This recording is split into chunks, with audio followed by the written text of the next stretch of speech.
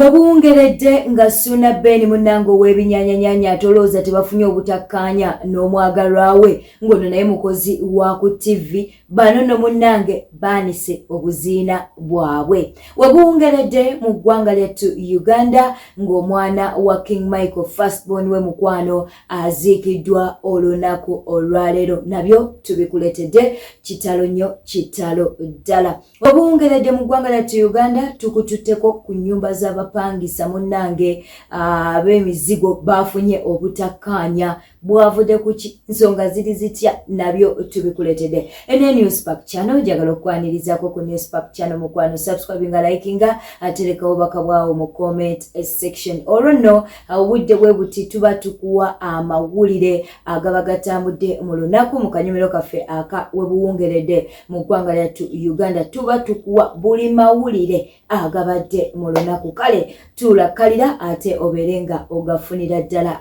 bulungi. Tutandise n'abaagalana ababiri ate nga bonna bakozi baku radio. Olwo nno tuba twogera ku Suna Ben ow'ebinyanyanyanya kwossa n'omukyalo oyo gw'oli mu kulaba oba omuwala oyo gw'oli mu kulaba munnange nga naye mukozi wa bukedde. Munnange bano nga bagenda bafuuka item nga n'omwana wuuyo akoze atya bamuzadde omwana baby boy. Wabula nga womanyi nti nno obufumbo si mmere kakati nno bano bafunye obutakkaanya era mu kufuna obutakkaanya ne batandika okwerangira ebisongovu buli omu n'ayanika obuziina bwa munne. Kitegeera n'omukwano katusooka tukuwe akatambi kano obeerenga okeerabirako. Waliwo poliisi alina nekyamanyiiwo.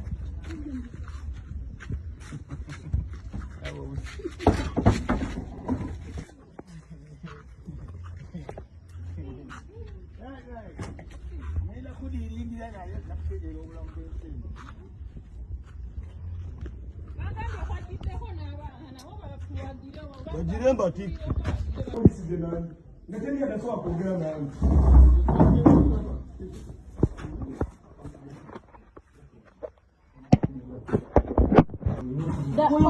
Abantu abana bafulumya ebintu byaffe mu nnyumba yaffe baba afulumya ebintu byange mu nnyumba yange afulumya ebintu byange mu nnyumba yange uyo alifulumya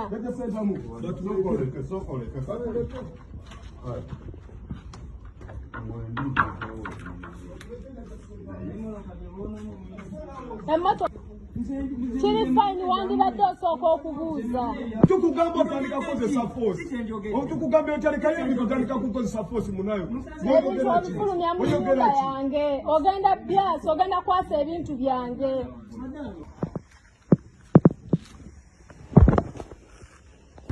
Kigambibwa mbu ensonga ez'abaviiriddeko okuba nti no bakyankalana mbu Suna Ben yagenda n'atandika obwenzi. Kati Suna Ben bw'atandika obwenzi jjukira bonna basereebu mbu nga n'omuwala akola atya atandika obwenzi. Kati mbu Suna Ben ng'agenda akigwamu mbu bwe bityo ebiri mu kutambuzibwa ku mutimbagano naye nga tukyaganoonyereza mbu we yamuguddemu kwe kuba nti nate bakyankalanye. Mbu omuwala naye yali yatandika obwenzi olw'okubanga Suna Ben naye munnange mbu si mwenzi. Ikankomaawo kakati katuberenga atukuwa emboozi y'omuwala ono. Omuwala ono avuddeyo nalyoka agamba nti batobye ne batandika okuzimba. We bamaliriza okuzimba mbu batandikira ku zero. Omanya abaana ab'obuwala munnange ne batandika okuba nti no beezimba batandika okuba nti no beezimba naye oluvannyuma lw'okwezimba munnange ono agobeddwa. Katuberenga tukuwa akatambi kano. Tuli wanene mu nnyumba yaffe mwe batuwambidde baleese bakanyama bankubye ekifo kyonna bankozeko assault osobola okulaba wanene awo we bankubyekubye naye nga nze siina kyembakoze. Omwami wange zefaagula ffenna nga tukwatagana bulungi era n'ekyapa kisoma ti Suna Ben. Kino kyekyapa kye mwagulirako.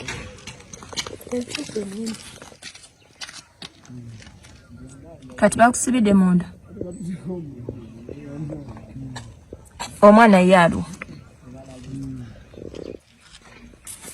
Sifuluma sitambula Nengo bansi na ya agamba ki because ab'emmotoka yonna baagikubye kubye ki ekyabaddewo ekiro twatuuse wano eno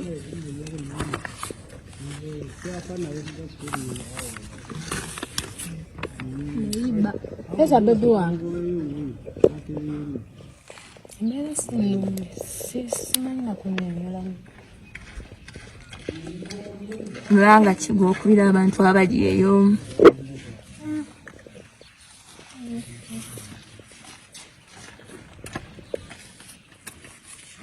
abasajja bonna abeera nga bakoze n'abakazi bamanye omugaso gw'abakazi abo ate baleme kubeefuulira mu dda nga balaba batuuse ku lyengedde kati umaze kukola neeno siriiwo mu Yes, akatambikeeko nga naye wobyerabiddeko Asuna Ben n'omwagalwa we maama w'omwana we munange bafunye obutakkaanya naye bano kyenjagala okujjukiza nti bonna bakola akubukedde kati tulindirira tulabe oba kabadi oba si kabadi naye nga ensonga bwezityo bweziri amawulire getufuna ku Newspark channel batugambyeko nti amazima gali nti Asuna Ben yazaala mu muwala oyo omwana nti Suna Ben yazaala mu muwala oyo omwana soka yinza okubanga ate si kabadi kakutundirako programu yaabwe naye fe tujja kubeera nga tugakuwa bwe tunaaba ate tuyina bye tufunyeeyo eno Newspark channel subscribe nga like nga tereka obaka bwawo mu comment section kakati no katugendeko ku muzigo batimu muzigo muliwa ambala musizaako bannange emizigo wogiwona weebazanga Mukama Katonda kakati no munnange ku nyumba ezimu nga woli mu kuzirabaawe nyumba za beeyi bitya naye basiiba bayomba abakazi bayomba bannange ab'oku mizigo Mukama wakuwonyanga omuzigo weebazanga oba Mukama wakuwanga wopangisanga munnange tewali mbeera nga zino zetugenda okubeera nti no tukulaga omwebazangako munnange omukazi yavudde ebigambo ebisongovu mu kamwa omukazi obweddayomba nono agamba yasimudde akabalaza ke ate akabalaza bakaddugaza ndowooza okalaba munnange akabalaza ke basiimudde omukazi ow'eddaava agagamba aganene n'agatono ne beevuma kale siyinza kumusalira musango kubanga tomanya bayinza okubanga bamuyiikiriza naye ate waliwo n'emizigo gye tutalina kubeera nti no tuyomberako n'emizigo gye tutalina kuba nti naate tuyomberako kakati sooka otunuulira abantu bano mu kifo ky'okubeera nti no bakola mu kifo ky'okubeera nti naate babeera mu bintu ebibazimba okuba nti no bava mu mbeera eyo ate badda mu kwerangira obuntu obutonotono badda mu kwerangira balinga abaatuuka bannange balinga abaatuuka katubeere nga tukuwa obutambi buno munnange omukyala wuno ye yakimazeeko buli muntu ku mutimbagano olw'ebigambo obwedda byafuutuka ayinza okuba nga munnange yabadde mutuufu nga abantu bano babapangisa banne bamumazeeko emirembe naye ate agagambo ge yabadde ayisa mu kamwa tegabadde malungi ate nga waliwo n'abaana katukuwe ate obutambi buno mundye mutako mumpewere nabasirikira temunneesonyiwa mundye mutako mumpewere mazimwe nditadde wange nditadde kuyomba nyanula zange nditadde wange ayibaba nonekangirako nkwabya agagabere obona nyo ogenda kusaalira nsimudde wange ntaddewo mazinga tadde wange sigatadde wuwo kisiranikwe wakandye mutako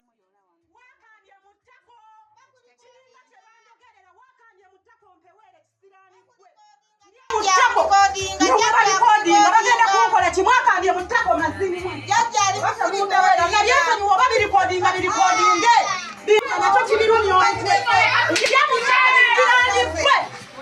kisiranikwe manira kapende yakuzinanga ngakuzinira waggaawo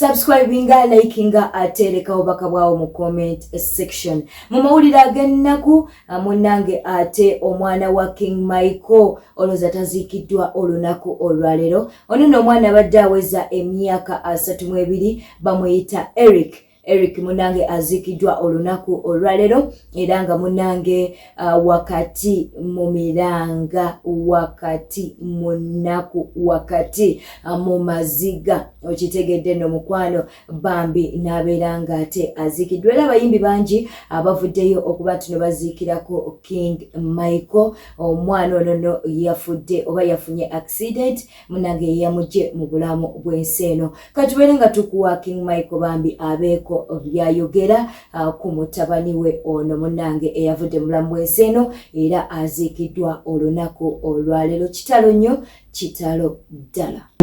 Mutabani wange omukulu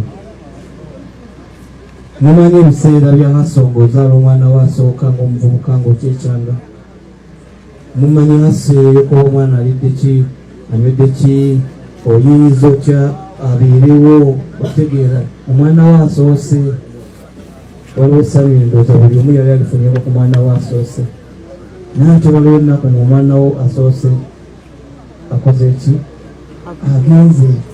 So Eric nadde njogera naye naye nga mbuulira ebigambo dadi tukola kino nakino dadi abantu bakwogerako bebaddeyo bati dadi kino ekiniwo ekiti nanange nga dadi olumu muzaamu ebbooku nga taata naye nga mpulidde emitawano kyakoze ki kyaŋŋambye. Nakwebaza manager Norris aba Voxi mwebale nnyo okuba nti mutabani wange mubadde mubeera naye.